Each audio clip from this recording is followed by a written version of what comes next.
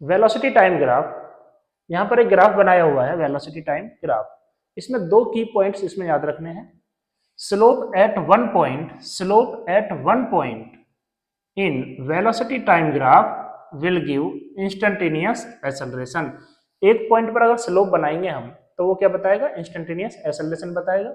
Slope between 2 point in velocity time graph, दो point के बीच जब स्लोप बनाएंगे वो क्या बताएगा, एवरेज एक्सेलरेशन।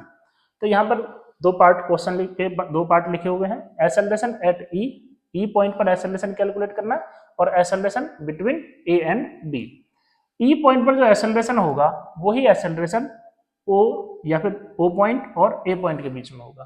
ठीक है, तो यहाँ पर क्या रहेगा, फर्स्ट पार्ट हम सॉल्व कर रहे हैं, तो acceleration at E point will be equal to O और ए पॉइंट के बीच एक्सेलरेशन लिखना है। तो फॉर्मूला क्या होता है, v2 minus v1 upon t2 minus t1। तो हम यहाँ पर इसको t1 और ये v1, t2 और ये v2 वैल्यू पुट करते हैं यहाँ पर, तो 10 minus 0 upon 4 minus 0 equal to आ जाएगा 2.5 मीटर पर सेकेंड स्क्वायर। इसी तरीके से हमें सेकेंड पार्ट को सॉल्व करना है। Acceleration between A and B की बात कर रहे हैं, तो v एवरेज आएगा यहाँ पर, और ये क्या था, ये इंस्टेंटेनियस था। एवरेज क्या लिखेंगे, ए और बी के लिए बात कर रहे हैं तो इसको हम मान लेंगे t1 और ये हो जाएगा v1, ये है t2, ये है v2।